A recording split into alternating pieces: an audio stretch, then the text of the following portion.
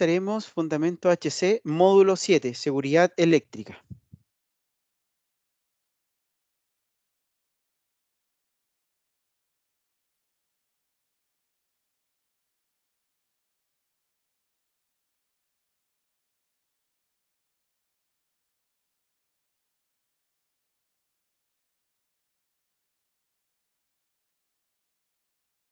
Objetivos de esta capacitación. Entender los 3 peligros de la electricidad, comprender las distancias de aproximación para realizar trabajos de servicio de manera segura, selección y uso correcto de PP eléctrico y de arco eléctrico, comprender los 7 pasos que salvan vías. Objetivos claves. Este módulo de aprendizaje electrónico describe las medidas para proteger a los trabajadores de daños mientras trabajan con energía eléctrica o cerca de ella. Con o cerca de instalaciones de energía eléctrica, conductores eléctricos y equipos y sistemas relacionados que operan a voltajes de 50 volts y superiores, aprenderá los 3 peligros de la electricidad, comprenderá los límites de enfoque a diferentes voltajes, obtendrá una buena comprensión del EPP eléctrico, incluidos los guantes con clasificación de voltaje y el EPP para arco eléctrico y la ropa con clasificación de arco, y se familiarizará con el estándar de seguridad eléctrica. 3 peligros de la electricidad. Dentro de los 3 peligros de la electricidad, tenemos al choque eléctrico, arco eléctrico y explosión de arco, ¿ya? Estos peligros impactan el cuerpo humano de una manera única y es muy importante que comprendan cada uno de estos peligros y lo que pueden hacerle. Choque eléctrico. El primer peligro de la electricidad es la descarga eléctrica, que sigue siendo la cuarta causa más importante de muertes industriales. El contacto con la electricidad es una preocupación importante en Hitachi Energy y ha causado varias muertes en el pasado. Choque eléctrico y la electrocución a menudo son términos mal utilizados. Si bien una descarga eléctrica puede ser dañina para el cuerpo, la electrocución es el término para una descarga eléctrica fatal. En choque eléctricos es dañino. Varias fatalidades en la compañía, cuarta causa más alta de muertes industriales, y la electrocución finalmente es fatal. Los efectos del choque eléctrico. Aquí pueden ver los efectos de una descarga eléctrica. En menos de 1 miliamperio no tenemos una sensación leve y ningún daño. De 1 a 3 miliamperios tenemos una sensación leve. De 3 a 10 miliamperios tenemos una sensación dolorosa, ¿ya? Umbral de parálisis de brazos. No se puede soltar el mango o lo que estamos sujetando y que está haciendo contacto con la energía eléctrica. De 3 a 10 miliamperios, ¿ya? Es una sensación dolorosa. De 10 miliamperios, mayor a 10 miliamperios, umbral de parálisis de brazos, lo que les comentaba, no se puede soltar lo que nosotros tenemos sujetado. De 30 miliamperios tenemos parálisis respiratoria, detención de la función respiratoria. Mayor a 75 miliamperios tenemos un umbral de desfibrilación. Pueden producir un 0,5% de acción cardíaca descoordinada. De 250 miliamperios tenemos un umbral de desfibrilación. Ya puede producir un 99,5% de acción cardíaca y descoordinada. 4 amperios, un umbral de parálisis cardíaca. El corazón se detiene durante la duración del pasaje actual. Ya puede reiniciarse cuando se detiene la corriente, o sea, cuando nos desconectamos de la zona donde estamos haciendo contacto eléctrico, de ahí recién podemos hacer un proceso de reanimación. Más de 5 amperios, tejido quemado, o sea, nuestra piel se quema, ya si no utilizamos la ropa adecuada se incendia. Por lo general no es mortal, a menos que se quemen órganos vitales. ¿Por qué 50 voltios son suficientes para matarme? La resistencia típica del cuerpo humano, cuando un adulto coloca las 2 manos sobre un conducto metálico que es alrededor de 1500 ohms, si hay una diferencia de potencial de alrededor de 50 volts, en todo el cuerpo fluirían aproximadamente 30.000 miliamperios de corriente. Dado esto, podría producir una lesión grave o la muerte. Eh, por ende, su empleador, ya, o la empresa donde ustedes desarrollen sus trabajos, deben protegerlo de este peligro conocido y reconocido como es la energía eléctrica. ¿Toma la corriente el camino de menor resistencia? Es una pregunta que a lo mejor nos hacemos. A diferencia de lo que enseña la mayoría de los profesores en escuelas técnicas, la corriente no solo toma el camino de menor resistencia, la corriente restante tomará todos los caminos disponibles a través de su cuerpo. Ahí lo muestra la imagen, ¿cierto? Se ve como la corriente circula en distintas zonas de nuestro cuerpo para poder llegar al lugar eh, donde está, llamémoslo, donde está saliendo, ¿ya? O haciendo contacto con alguna superficie. Seguimos con arco eléctrico. Los peligros de un arco eléctrico. El arco eléctrico típico produce una temperatura de alrededor de 35 o 500 grados Fahrenheit o 20.000 grados Celsius. Eso es 4 veces la temperatura de la superficie del Sol. O sea, ahí podemos cuantificar la potencia de un arco eléctrico. El tamaño del arco está determinado principalmente por las siguientes variables: la corriente de falla del cortocircuito disponible y el tiempo que tarda en disparar el dispositivo de protección. Contra sobrecorrientes, aguas arriba. Ahí hay una imagen, ¿ya? La falla del cortocircuito, ¿cierto? Tiempo que tarda en viajar el flujo ascendente sobre el dispositivo de protección actual, ¿ya?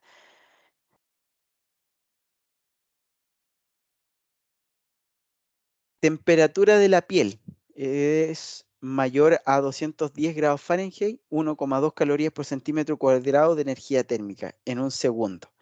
Se puede producir quemaduras graves si la piel recibe más de 1,2 calorías por centímetro cuadrado de energía térmica durante más de 100 milisegundos. Se pueden producir quemaduras graves si la temperatura de la piel es superior a 210 grados Celsius, ya, durante más de 100 milisegundos. El año pasado, más de 2.000 estadounidenses fueron llevados a hospitales con quemaduras graves por arco eléctrico. El costo promedio por cada una de estas víctimas de quemadura fue más de $1 millón estadounidenses. ¿Ya? Explosión de arco.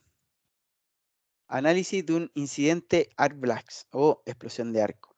Análisis, ya, ahí tenemos un poco las imágenes, la secuencia, cómo se genera una explosión de arco, ¿cierto?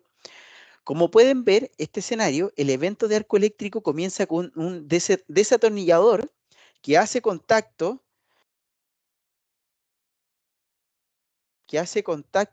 de fase a tierra dentro del interruptor de desconexión. Una vez que comienza el arco, las tres fases del circuito se involucran, lo que hace que la explosión de arco se intensifique.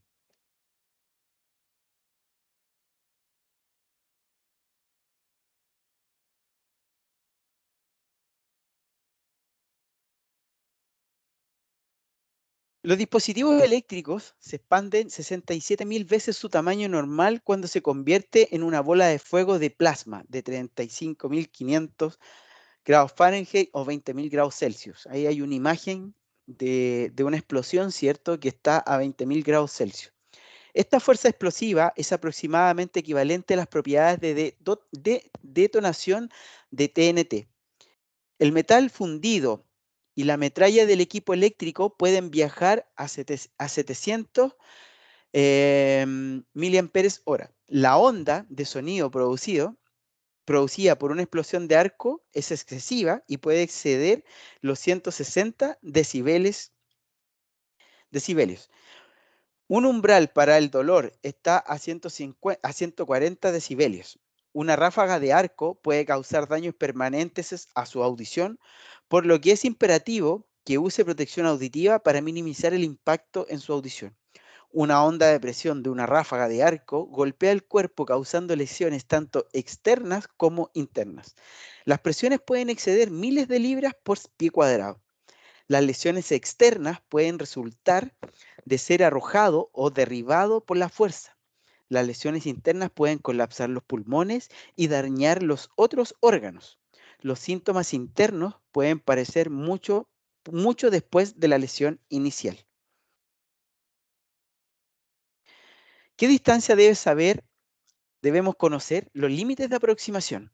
Hay 4 límites específicos para energizar equipos eléctricos que deben tener en cuenta y que son el arc flash, el enfoque limitado, el enfoque restringido y el enfoque prohibido. El límite está alejado de las partes energizadas. Es el que debe establecerse físicamente mediante barricadas. En este caso es el límite arc flash. Los otros 3 límites son límites de protección contra choques que deben ser completamente entendidos por las personas calificadas que trabajen en o cerca de equipos energizados.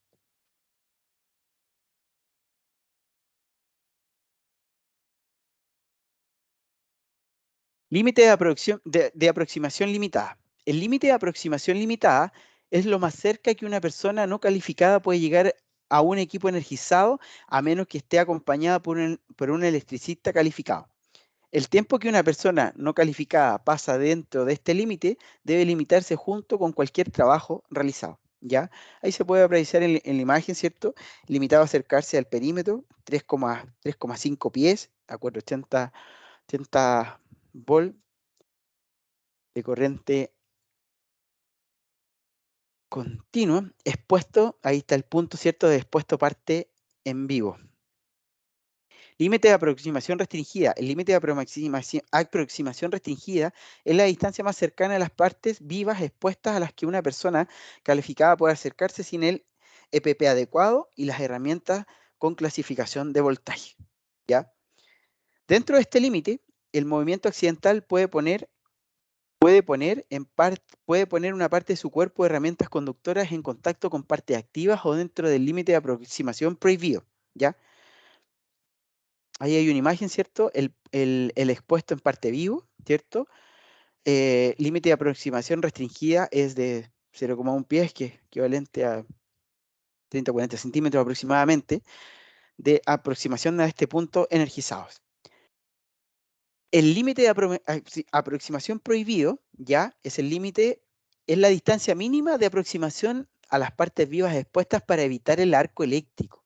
Acercarse más es comparable a hacer contacto directo con una parte activa. El límite de aproximación es igual a 1 pulgada, o sea, el límite de aproximación es restringido, o sea, es imposible acercarse, ¿ya? Ahí está la imagen, ¿cierto? Del expuesto en parte vivo, que está ultra mega limitado. Distancia de aproximación a línea energizada.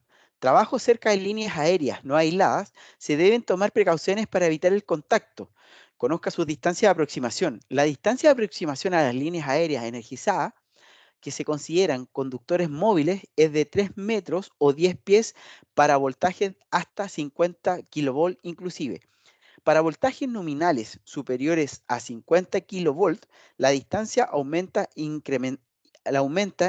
incrementos de 10 centímetros o 4 pulgadas por 10 kilovolt por encima de 50 kV. Por ejemplo, la distancia de aproximación por una línea de 70 kilovolt es de 3 metros, 20 centímetros, 10 pies, 8 pulgadas.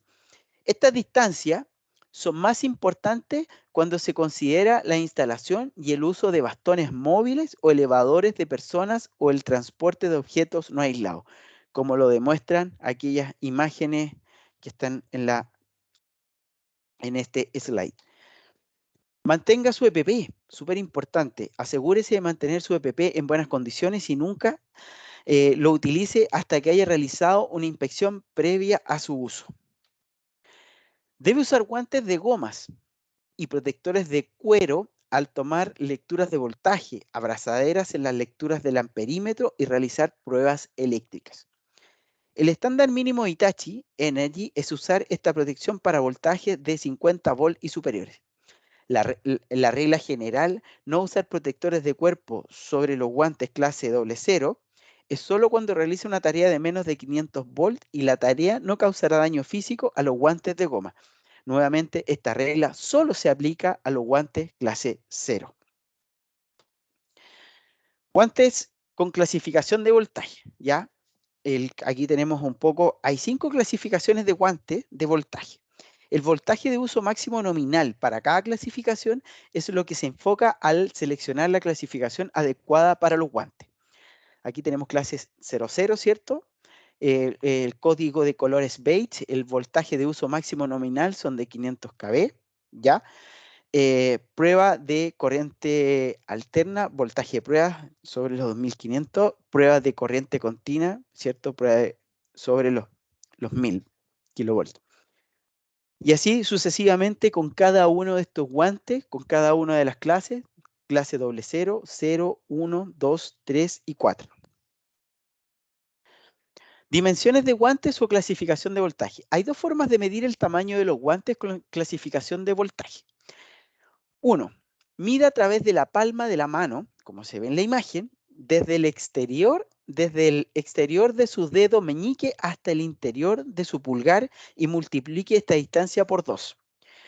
O envuelva su palma con una cinta métrica flexible y la medida total se correlacionará con su tamaño.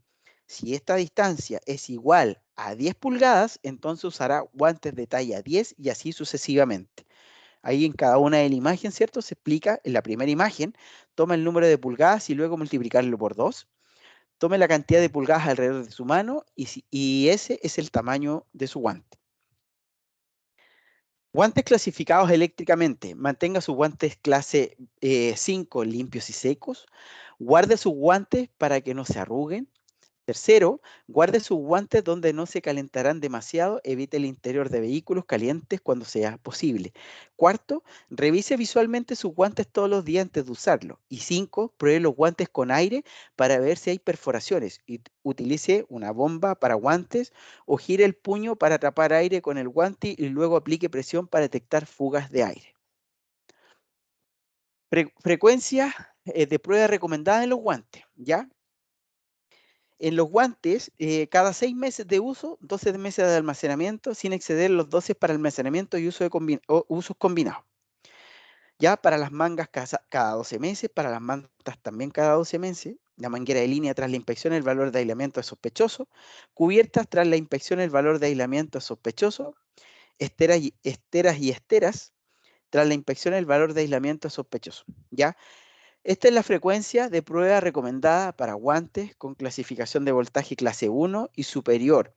Si su país tiene un estándar más alto, entonces el estándar más alto siempre tiene la prioridad. ¿Cómo sé exactamente qué PP debo usar y cuándo?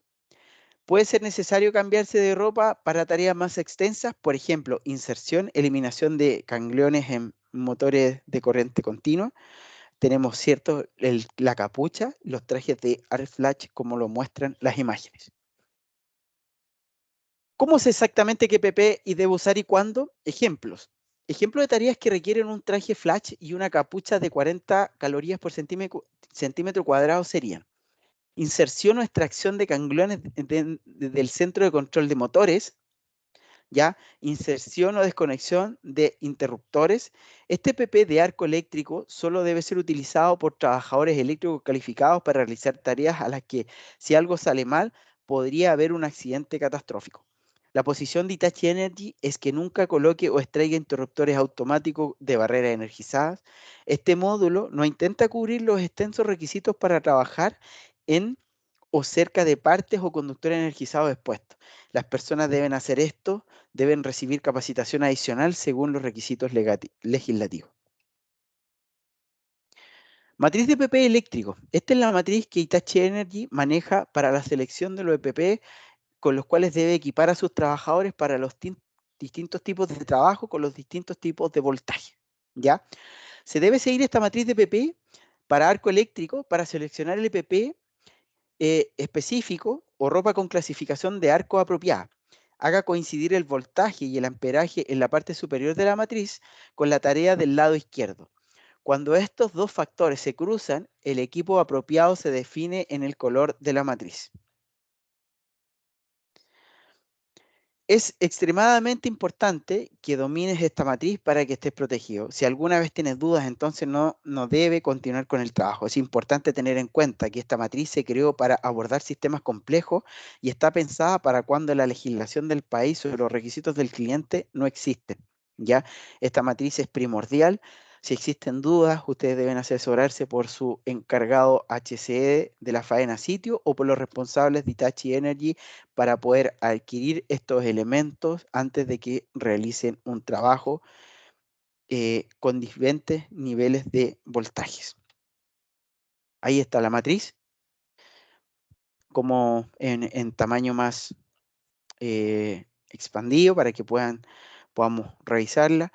Si ustedes se fijan acá, ¿cierto? Aquí están los rangos de voltaje en corriente alterna, ya, corriente continua, y aquí están los rangos, ya, y una vez que esos se cruzan, ¿cierto? Ahí se ven los centímetros, el tipo de ropa o vestimenta a utilizar. Arco o ropa clasificada. En instalaciones generadoras o subestaciones energizadas, patios de interruptores, centros de control de motores, etcétera, se requiere ropa clasificada para arcos sin excepción. El estándar mínimo para los requisitos anteriores es camisa de manga larga y pantalones o overoles de 8 centímetros, 8 calorías por centímetro cuadrado. Camisas y pantalones usados debajo del arco, la ropa clasificada debe estar hecha de fibras naturales, es decir, 100% algodón o lana.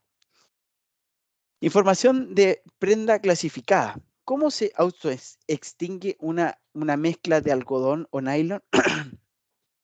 En las telas de ingeniería de algodón y nylon, el químico retardante llama a esta impregnado en el núcleo de fibra de algodón y actúa como un catalizador que promueve la carbonización de la tela. Esta carbonización acelerada, impide el apoyo de la combustión al reducir la fuente de combustible.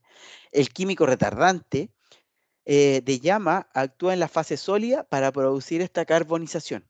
El mecanismo de acción no se basa en un proceso gaseoso de extinción o apagado de la llama.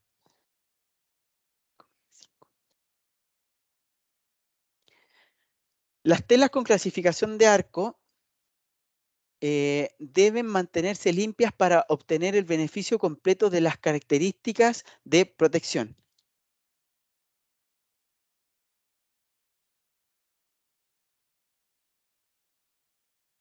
La mezcla de algodón y nylon no debe lavarse con lejía y hipoclorito cloro, pues las exposiciones repetidas dañarán el acabado y destruirán la tela y el color. La mayoría de las telas con clasificación de arco, incluido Nomex, tiene instrucciones que prohíben el uso de bloqueador con cloro porque es destructivo para la resistencia y el color de la tela, incluso si la resistencia a la llama no se ve afectada. Es especialmente importante que estas prendas no se pongan ni se quiten un área peligrosa clase 1, 2 o 3 debido a la posibilidad de descargas de electricidad estática. No usar cloro, los detergentes que contienen alternativas de lejía, no utilizar detergentes ni productos químicos que contengan perióxido de hidrógeno.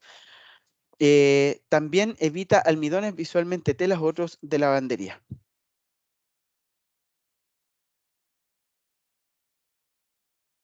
Las prendas con clasificación de arco deben quitarse inmediatamente si se ensucian con material inflamable, se deben reemplazar con prendas limpias con clasificación de arco. Si los contaminantes inflamables no se pueden eliminar mediante el lavado, las prendas contaminadas deben retirarse del servicio. Protección para la cabeza, ¿cierto? El tipo de casco que debemos utilizar, ¿ya? Aquí es tipo clase 1, clase G, antigua clase A, tipo 1, clase E, antigua clase B, tipo 1, clase C, antigua clase C. Los cascos de operaciones de servicio deben tener un tipo 1, clase E, clasificación eléctrica, cuando estén expuestos a riesgo eléctrico. Si realiza el trabajo que no lo acercan muchos equipos electroenergizados, se puede usar casco tipo clase G o C. Los cascos deben retirarse del servicio a la primera señal de desgaste o daño. Una mejor práctica es obtener un casco nuevo después de 5 años desde la fecha de fabricación. El borde inferior o la visera tiene una fecha de codificada estampada en el molde de plástico. Los cascos para exposición eléctrica deben ser tipo 1 o 2, clase E. Especificación de arranque para operaciones de servicio.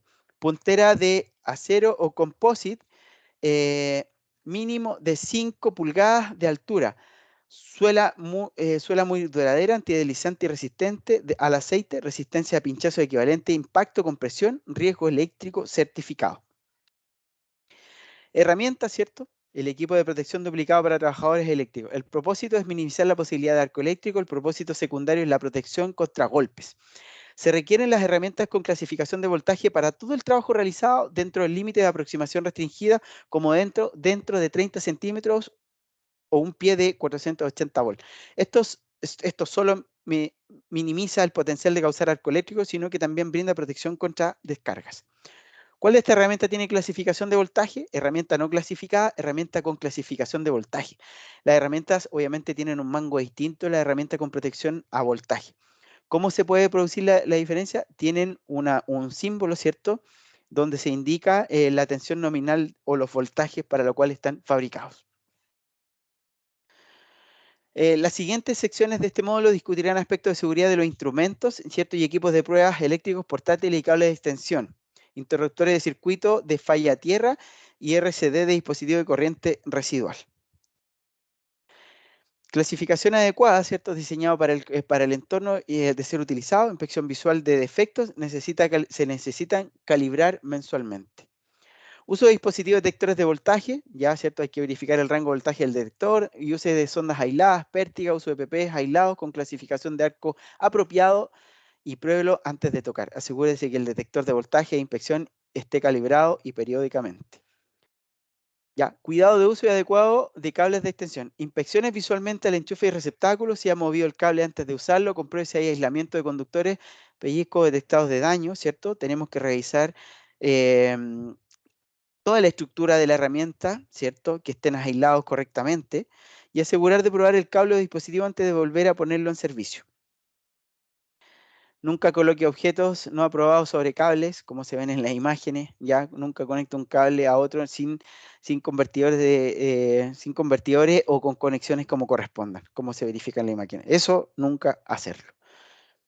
¿Ya? Dispositivos de protección. Los dispositivos de corriente residual están diseñados para proteger al usuario de una descarga eléctrica lo suficientemente grande como para causar daño. Estos dispositivos detectan el flujo de corriente en ambos conductores que transportan corriente y cuando hay desequilibrio en el flujo de corriente, estos conductores, los dispositivos lo cortan instantáneamente. ¿Ya? Eh, este estándar mínimo Hitachi, este otro, o uso de estos dispositivos GFCI, interruptor de circuito de falla tierra, o el ELCB, disyuntor de fuga a tierra, se utilizan para todas las fuentes de energía temporales que suministran herramientas y equipos eléctricos portátiles. Ya, dispositivos de protección. Aquí hay un ejemplo de interruptor de circuito de falla a tierra que funciona el mismo concepto. También se requiere una prueba previa para el uso del dispositivo que también puede ser un dispositivo portátil.